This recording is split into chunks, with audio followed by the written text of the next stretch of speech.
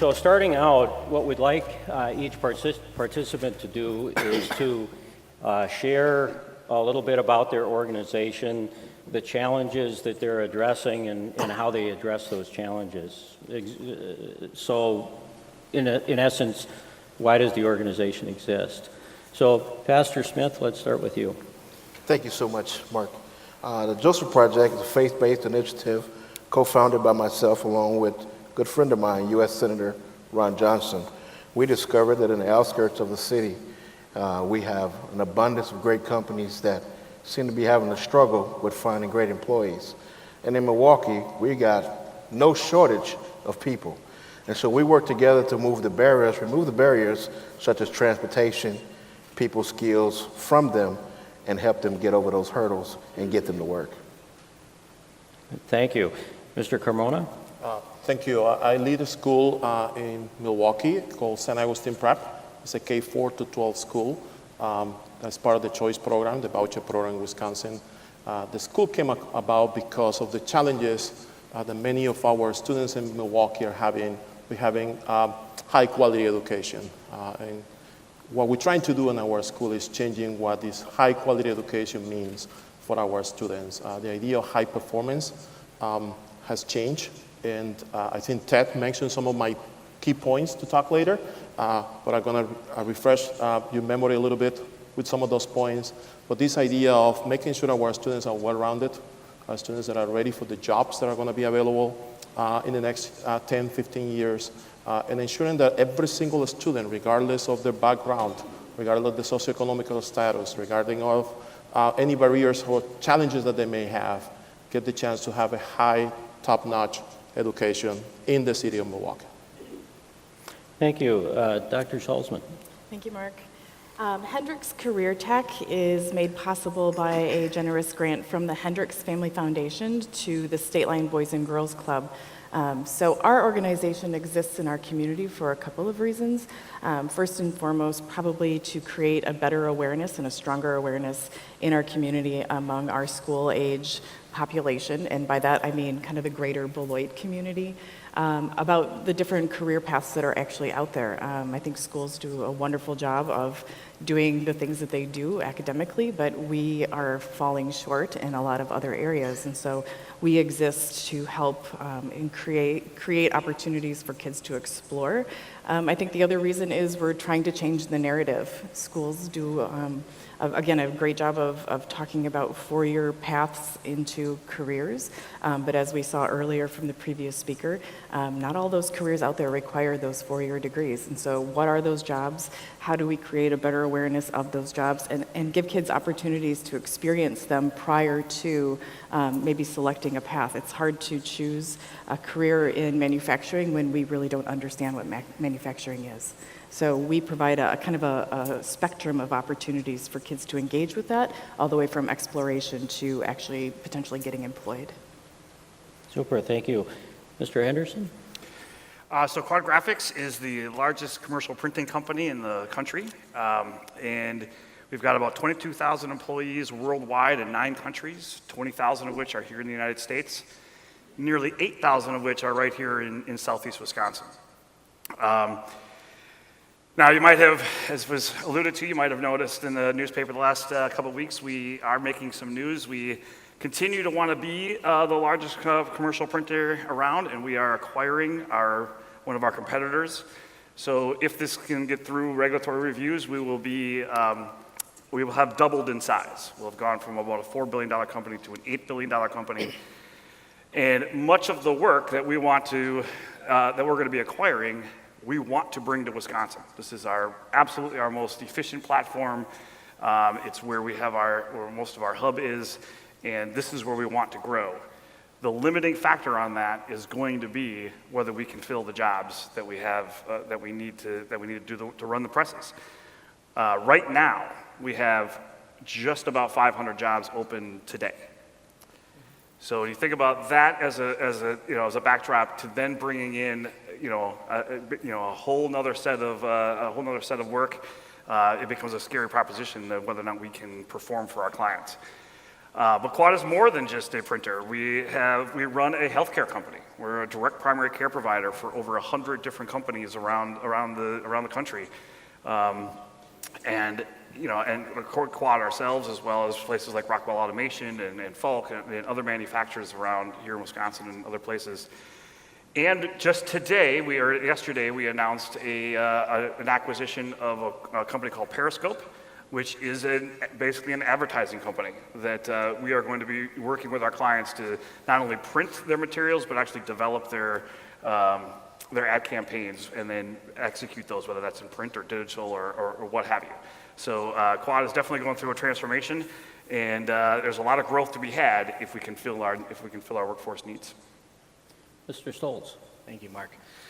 So Ryan Stultz, I'm here representing ManpowerGroup here, which is the largest workforce solutions company in the entire world. We're in over 80 different countries providing unique workforce solutions and innovative workforce solutions to every industry, really across the board. What I'm specifically representing here today, too, is talking about the Academy of Advanced Manufacturing. It's a solution that we have created that's been around for about 1 year at this point. We're going into year 2 as we look forward into 2019. And the reason why the Academy of Advanced Manufacturing, was really designed and created was less for internal barriers that we have. The uniqueness about ManpowerGroup is, we're in the people industry. We're in workforce solutions for our clients that are out in the marketplace. One of those specific industries, and something that hits us, really close to home here, that's been talked about multiple times, up on this stage already this morning, is manufacturing. So the Academy of Advanced Manufacturing is created to really provide solutions to that skills gap. If we haven't talked about it already or not heard it yet, I guess, skills gap is an issue today. We've heard it multiple times, throughout the day. I think we've even, mentioned some of the skills gaps that we've seen, here, even by the federal panelists, talking about quad graphics. So what our program, is out there to do is to provide, training and an accelerated model and a rigorous program that's a little bit away from some of those traditional models, those 4-year colleges, and kind of looking down those traditional paths of hiring. So we take, individuals actually coming out of the military, so we're taking veterans that have, high-level skill sets. They're technically inclined, through their years of service that they've had, if that may be working on, multi-million-dollar aircrafts, if it's communication systems, nuclear systems that are out on our Navy boats, et cetera, as well as the mindsets that they have. They have a high learnability factor. They're able to take on new challenges and work in, very highly stressful situations. And we're taking those individuals through a 12-week training program, training on technical skill sets for the jobs of the future within manufacturing as that digital realm is starting to hit the manufacturing floors. And additionally, providing professional skill sets to them as well to help them transition to the civilian, workforce here. So it's a little bit more about what we'll talk about here today, and I'll dive into more details in a second. Thank you. I'd like to touch on some of the barriers that the folks that you work with deal with. I had visited Pastor Smith's church and attended one of the starting sessions that Senator Johnson is very involved with. It was pretty inspiring to listen to some of the stories and the changes that these folks are looking to make in their lives. Maybe you could talk about some of the challenges they face and how you help them through that. Well, I think the first challenge is we have to get people to understand something important with the Joseph Project. We ask people a very important question. Are you here because you need a job or because you want a job?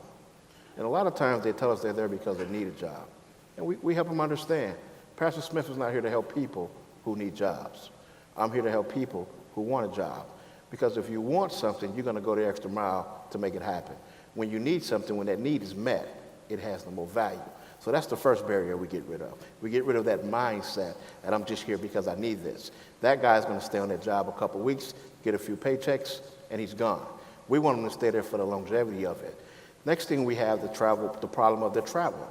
They can't seem to get from point A to point B because most of the jobs are, one of my most revered companies is here. I believe John Deere's here, and they're all the way in Horicon.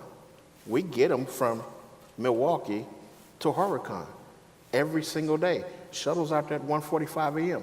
Without that shuttle, they couldn't get to that job. They need that barrier removed. And that shuttle is not there to be there for their lifelong crutch. We're there to help them along the way until they can get up on their feet, get their own reliable transportation. But even with that, we teach them steps. First, get a license. Then get some insurance. Get a car, then get insurance, right? Then go out there in that car, right? Otherwise, what's going to happen?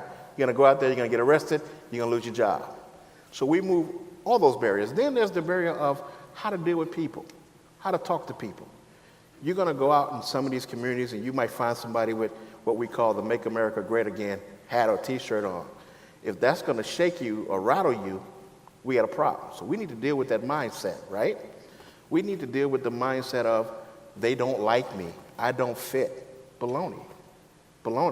And on the reverse side, even from the company standpoint, a lot of the companies talk about, do we need diversity training? And I think maybe some do, some don't, but in all fairness, treat people like people, and everybody will get along just well.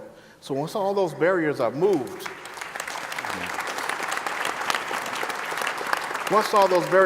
you got a good quality employee who wants to work. And we've seen these guys go from being entry-level employees to being team leads and running shifts. So God is doing a great work within the Joseph Project, and we're grateful for work with all the manufacturers that we do. Thank you. Mr. Carmona, how about your students and folks in your organization? I think the biggest challenge, Pastor mentioned one of them, is this idea of the mindset and the idea that this is not for me. What's the point? Unfortunately, many of our students are 2-3 years behind when it comes to academics, and we concentrate, yes, we analyze data and we concentrate on the academics, but there's other opportunities for students out there. And for families to understand that it is possible, you can be successful. It's a tough position, it's a tough thing to do. And our goal in year one, we have 585 students last year, was to get to know the families, to get to know the challenges, to start connecting families with resources out there. Pastor just mentioned the idea of transportation, for example, which is a huge issue for some of our families, not to bring the kids to the school, but then is how do they transport themselves from the school to their job place. There's a lot of negativity around education, unfortunately, and it's because of the number of times the schools have failed our communities. So that's a big deal. The second big challenge that we have, and this affects more our teachers in general and our ability to produce results fast, is the Choice program is an amazing program. It provides opportunities for families to choose schools. But unfortunately, it keeps the choice open throughout the whole year. So what that means is families move from school to school throughout the year because the ability to do so is there. And as a result of that, you have students that in a single school year go to 7, 8, 9, 10 schools. So consistency and continuity and the ability to work with the students for many years is a huge challenge. 95% of our K-4 students stay in the school last year. They returned this year. The difference between the K-4 class last year and the K-5 class this year is huge. In average, our students in K-4 last year only were able to recognize 8 letters in the alphabet when they came to our school. Our K-5 class this year recognized 24 letters. So having the class and the students staying with us for a longer period of time is what's going to produce the bigger results. And the last part, which is a huge challenge when we talk about workforce development, I worked in Chicago for 15 years, primarily in the elementary school setting. Workforce development was never, ever a word that we ever use. Why? Because this is something that happened where? At the high school level. Coming to Milwaukee and understanding the challenges that Milwaukee faces, we started the conversation. Actually, Ted mentioned middle school. We started this conversation in 3rd grade. It has to start early. If we start the conversation in the high school level, it is too late. It's the same idea and the same problem that I know Tina suffered before as a high school principal, is you start the conversation about college in what? In junior year? That is too late. The conversation has to start earlier. And sometimes when we send these invitations to families, and we're going to have a conversation about college in 3rd grade, families are looking at us like, what are you talking about? My child is just barely 8, 9 years old. That's when the conversation had to start. And it's surprising to me to have many of our families to say that their child is the first one to be in line to graduate from high school, let alone college, to graduate from high school. Those are challenges, and it's shifting that mindset that I think is going to change the conversation for us in the future. Thank you. Dr. Salzman, when I visited, there was a group of students that came in, I think from a school, were in for 45 minutes. Energy was incredible. They went through a learning session, and then it was quiet again. It was, so what are the challenges that you're seeing your students face, and how do you deal with those? Sure. So I think similar to what our previous speakers have said, we see a lot of this similar characteristics. I would also offer just being in Beloit, I think one of our challenges is we see generational unemployment with many of our families, and so trying to help our students and participants see there is a way out, and equipping yourself with the necessary skills and experiences can be that way out.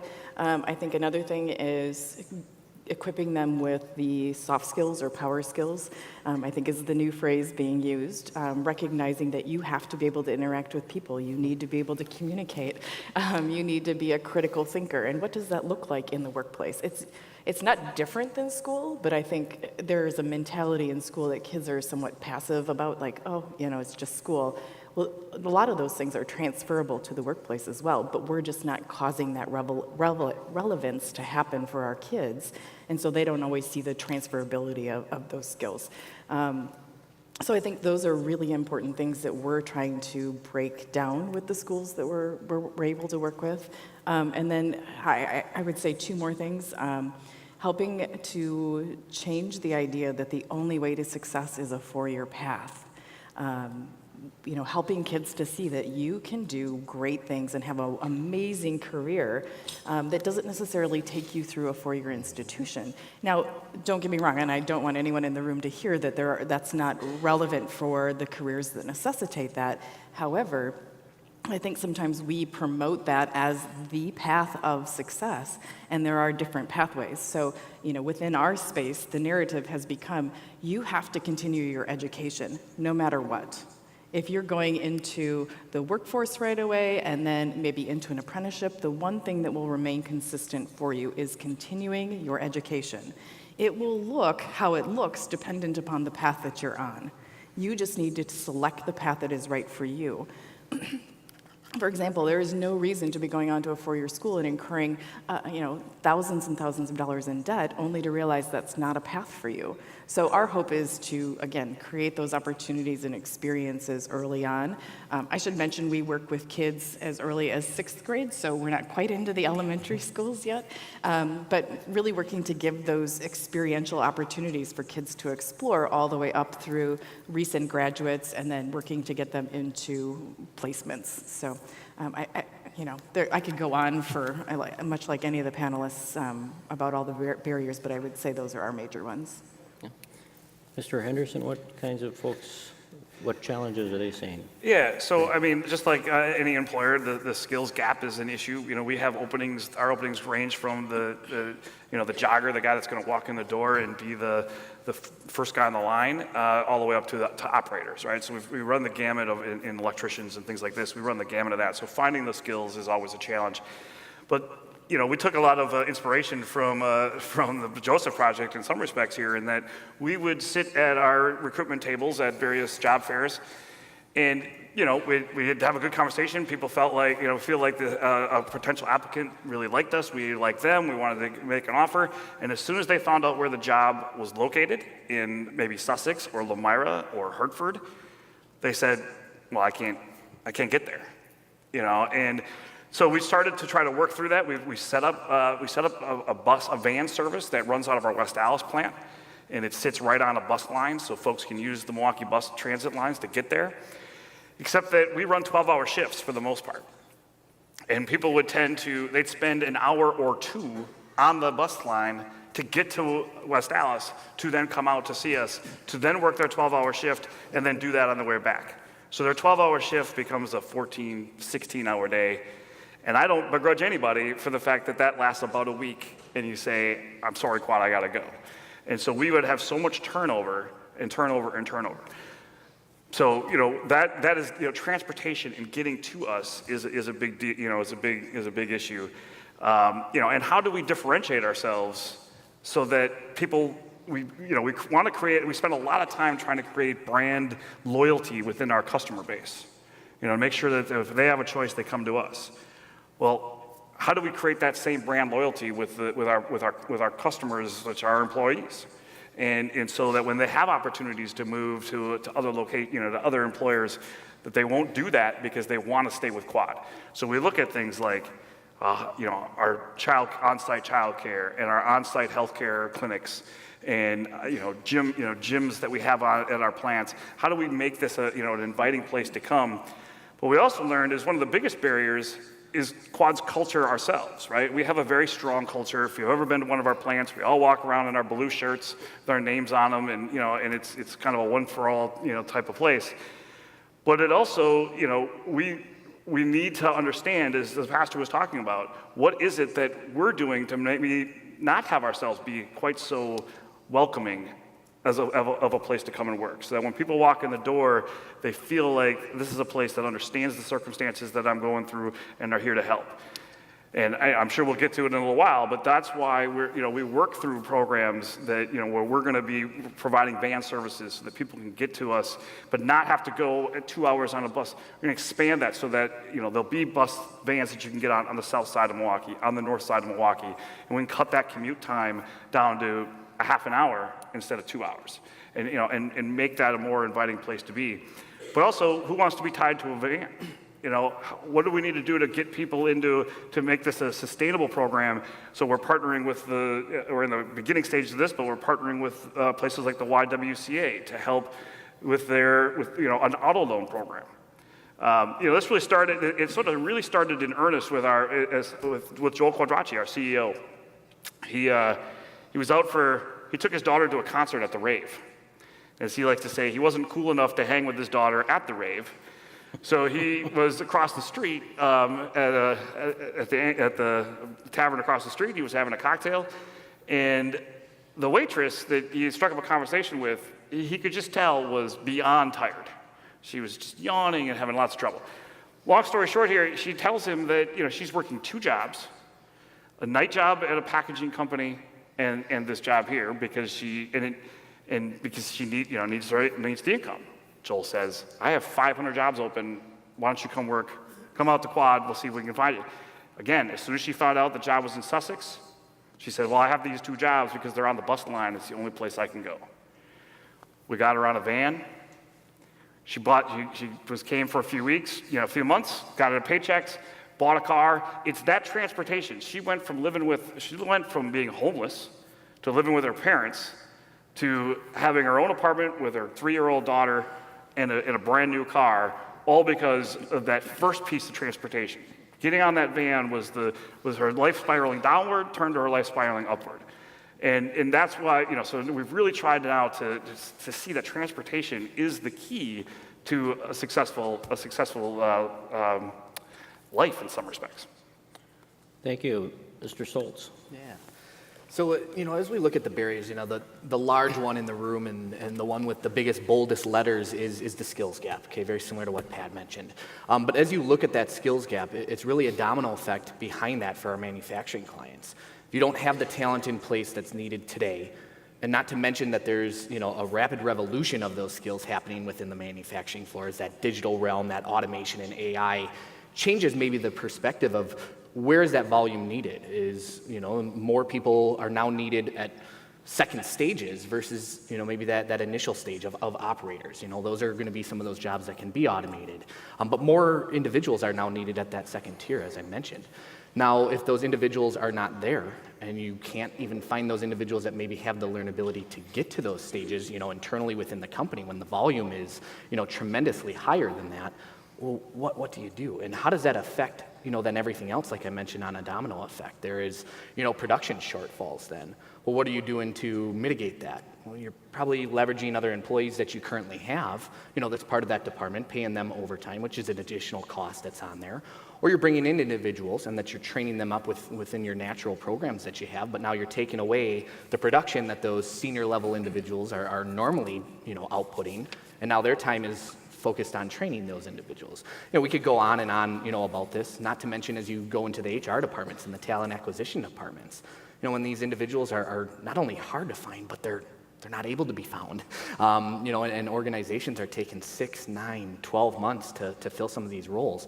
Think about how much time and cost is going into the factor of searching for those individuals for 6, 9, 12 months.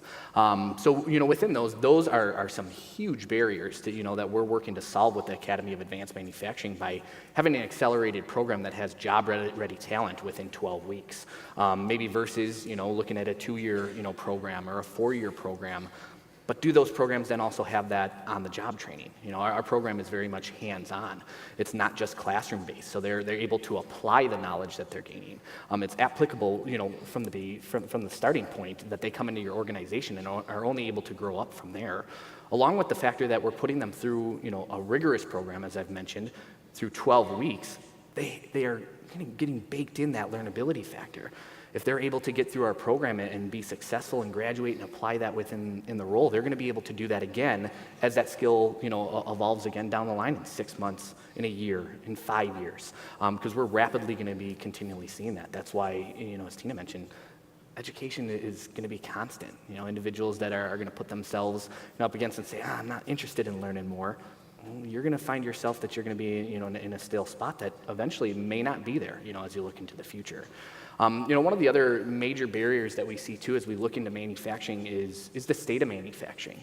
Manufacturing is not what it was, years ago. Again, goes back to the digital, the AI, the automation that's going into it. So there's some very good jobs within manufacturing. There's some very stable jobs within manufacturing. Not a lot of people know that, and it's tough. That's a big barrier that you have to overcome because otherwise it just seems like a selling statement at all times. Now, if that education is kind of given on the state of manufacturing and where these jobs are going, so it's not the job, of the past that maybe grandpa, did as a welder where he started off at $10 an hour and was able to work his way, all the way up to the ladder to having a good salary and having a good income, but it took him 20, 30, 40 years. Well, nowadays, there's jobs that are coming out, right off the cusp that are within the 60, 70, 80K range. The average for our program coming out after 12 weeks is sitting around the 60K mark. Now, I'll tell you just from a personal experience, I went to, the UW system. I went to a 4-year college, and I'm proud of what I did. But I also would have never known, even personally myself, that those types of jobs, were going to be in the future within manufacturing. I'm a hands-on individual myself, so it might even change, some of my mindset, some of my, friends and coworkers' mindsets. So state of manufacturing and understanding, what the future is and that there are good, stable jobs that you can support your family, within is another barrier. And the final one that I'd mention is, we kind of look at the manufacturing sector, and our manufacturing clients is who I'm talking about barriers with, but within our industry, we're working with really 2 clients. We have the candidate and the talent side as well as our client and employer side. Well, for this program, as I mentioned, we're targeting veterans, transitioning veterans that are coming out of the military. Now, not every single veteran, has a tough time, within that transition, but a much higher number than I'm sure a lot of people in this room, maybe realize have issues. Maybe it's a few issues to maybe it's dramatic issues, that they just can't deal with the pressure. They can't deal with all different types of factors that are coming into that transition to the civilian realm. And one of those major factors is the translation of their experience that they had in the military, this high technical ability that they had for the last 4, 8, 12 years. Well, how does that transition to a manufacturing role? Now, it's kind of that education of the manufacturer, the employer, of what those skills are and how they could translate, maybe with some slight tweaking or some slight training, but it's not kind of reinventing the wheel or starting from a blank sheet of paper again. And that's what our program also provides. It's providing the education back to the employers, but it's assisting those veterans within that transition. Helping them understand what their skill sets, and within our program, those electromechanical skill sets, how even though they worked on an airplane, that can translate to working, on machinery, on products. on the output that manufacturers are doing. So I think that that's another big key barrier is, assisting those veterans with that transition, helping them with the knowledge, helping them have that confidence and understanding of how to pitch the experience that they had in the military and how that's going to relate to success within the civilian world. Thank you. So my pocket's going to start buzzing here in about 4 or 5 minutes. So about a minute on how do you measure success? So Pastor Smith? It's all different ways to measure success. So for example, for us, we do a 1-week training. We only give them 1 week. In that 1 week, they can't be late but once. They cannot miss a single day or they're done. Success starts with them. They got to want the success more than we do. If we want the success for them more than they want success, it's not going to work. Right now, we have about a 60% retention rate. I think that's pretty good in the manufacturing world. I talk to a lot of manufacturers, and they tell me this. They tell me that they're looking for a guy or a gal that has a great attitude. It's not always about the skill set because they can train them. So if I can get somebody with a good attitude, I've hit success. If I can get somebody who's sincere about succeeding in their life, we've hit success. That's what success looks like for us. Are you really willing to go the extra mile? Are you willing to get up when it's 20 below zero and get on that shuttle that's going to take you an hour to get to work? Because see, what's unique is on our shuttles, we don't have work vans that take people to work. We have church vans that take people to work. And what that means is on that van, there's not going to be all that gossiping. There's going to be some church music, there's going to be some sermons played, and they're going to get something in their eardrums that's going to possibly transform their lives. So during that hour ride, if there's a problem at work, they can get back on that shuttle and talk to my driver at night, and my driver can encourage them so that hour becomes a time of ministry. That's how we're measuring success, and that's how we're getting to that 60% retention rate. Super. Mr. Carmona. I will agree with that. Success, it looks different depending on the lens of the person that is measuring that success. I was mentioning to Mark before, for me success and for my mother's success 40 years ago was to be able to put food on the table. That was her success, able to pay for my schooling. I went to a school very similar to St. Augustine Prep back in Colombia, a private school. I have no idea how my mother paid for it. I still don't know how she paid for that education. For our students, success looks completely different too. And for many of our families, it's a challenge to even make sure the students come to school. So we have several metrics. Many schools use them, attendance, ACT numbers, NWA scores. All of those metrics are there. At the end of the day, when the report card, the school report card comes out, that's what everybody sees. So that has to be one of our metrics of success. But we're not looking just at that. We're looking at developing the whole child. How many students are participating in extracurricular activities? How many students are not participating in? What are the barriers for those students to not participate in the extracurricular activities? Many of our students, for example, our parents couldn't bring us students to the school because the schedule didn't work for them. So then we started providing after-school care. So the success of our school is not just an ACT number. It's not just an attendance number. It's participation, it's encouragement, it's getting students excited about learning. If there was one thing that I can tell you was frustrating and depressing for me, was our first day of school last year, August 16, 2017. It was extremely frustrating to see the faces of our students. It was the first day of school and they were already defeated. Hope wasn't there. This year, for us, success is measuring in our ability to make sure our students want to be there. It's about hope. It's about changing that mindset. That's what success means to us today. But that's changing every single day. Every single week we meet with our administrative team to measure all of those little pieces and then finding ways in which we can measure the other ones, the intangibles, the ones that are difficult to measure. Those are the ones that we spend a great deal of time looking into. And that's what I feel is going to give us the upper hand compared to other schools, and is getting to know the students, getting to know the families, and breaking down those barriers slowly so that the mindset can shift. Thank you. Dr. Salzman. I would say something similar in that I think it's about getting our young people excited about their future and getting them to embrace it with an open mind and to really be curious. There's so much out there. I jokingly say sometimes, I don't know if I would have done what I'm doing if I would have had these kinds of opportunities as a young person. And so I think, we have our metrics and everything too, but it's really about getting kids excited and getting them to be curious and then helping to break down those barriers to help them find success. I recently had a conversation with a young man who I've known since I was a principal, but have continued to work with him. He's in an electrical apprenticeship right now that we helped him to get started in, and he's in the process of buying his condo. Because he realized housing in Beloit is challenging when it comes to apartments, but he is actually set up in a place where he is financially able to actually buy a condo for himself.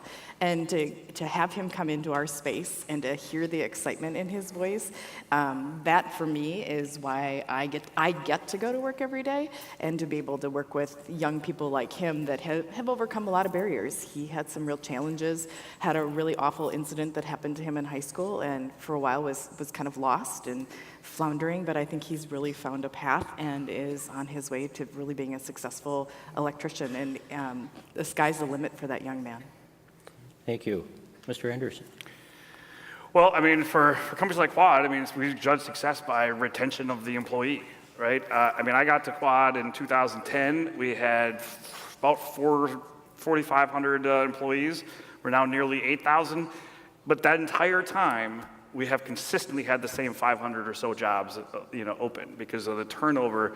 Even as we grow and keep people, the turnover just keeps on going. And as we heard about that, there's a lot of cost there as we go. But in a situation like we're sitting here in Wisconsin, which is a very good situation with our unemployment rate, that challenge though also means we want to keep people not because they have other options. They're only going to stay with us if they want to stay with us. It's not because they have to, because they're afraid if they leave, they might not get another job. They know they can get another job. So success for us is keeping that employee because they want to stay, and we accomplish that through through the partnerships that we've been able to garner. The Governor's Commute to Careers program is what allows us to expand our Joseph Light project in the vans. We couldn't scale that up without that partnership. And those things are key to letting us go. Our partnership with the YWCA allows us to get auto loans so that people feel like, hey, there's an added benefit to working at Quad over and above the salary I get. They took an interest in me, and they wanted me to be successful, not only successful at work, but successful in my life. And I have a more stable home life, which allows me to have a more enjoyable life altogether. And then they want to stay. So when the Amazons come calling and the Foxcons come calling, they want to stay at Quad because we took that interest in them. And so that's how we judge success: is how many people stay with us because they want to. Thank you. Mr. Stultz. Sure. Yeah, so kind of from a layman's aspect, it's the impact, that our program's having, the effectiveness that it's having, within the world of work and specifically within manufacturing organizations. So we measure that through, a couple different factors, but, we have a specific process in which we're following up with both ends. Again, I mentioned that we have kind of two different, clients in this situation. We have the employer and we have the talent, the candidate. So we have a process in which we're following up with both the employer as well as, the veteran candidate and the graduate that was placed within those organizations. Specific follow-up questions, understanding, was the training correct? Is it meeting the demand, that the employer had, and really kind of solving the gap that they were looking to have by coming into the Academy of Advanced Manufacturing. So, through that, we're looking into the overall, effectiveness, how that's working, how that's changing, and also the future effectiveness. Does that person have the right skill sets and that right learnability to also tackle some of the gaps that may be unknown and maybe, part of the future? 65%, I believe, is the correct data in regards to unknown, skills that are needed for the future as we look forward. So being able to have the ability to train up within those, after our program. As we measure that within our first year, we had a 95% graduation rate 85% of those individuals were placed, directly into roles within 40 different manufacturing companies, really across the entire United States. So, we're seeing some of that impact, and then also looking back at the veteran impact, and the effectiveness for that individual. Were they able to correctly kind of channel the skill sets that they had within the military into a civilian job? Were they able to bridge that gap of simply not having a 4-year degree, but maybe having 8 years of training in the military, and getting over that gap, that they didn't have exposure to automation, or they didn't have exposure to that piece of paper that says that they have that education, but now they have that career, not just a job, anymore, and really having kind of a future for them to look into. So that's the main ways that we're looking to measure our success.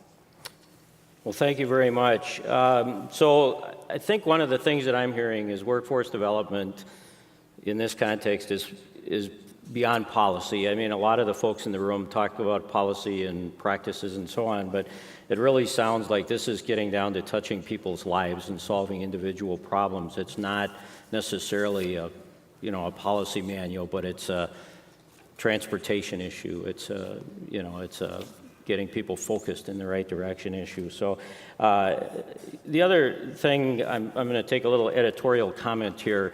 Early childhood, you mentioned starting early. All of us have a child, a grandchild, a niece, a nephew, a neighbor. Talk, sing, read, play as early as possible. You can have an impact on making a change in a child's life very early, and would encourage you to do it. It costs nothing, and you get a lot of joy out of it. So to our panelists, we appreciate you sharing a bit about your organizations and your efforts. Please join me in thanking you for providing some great perspective.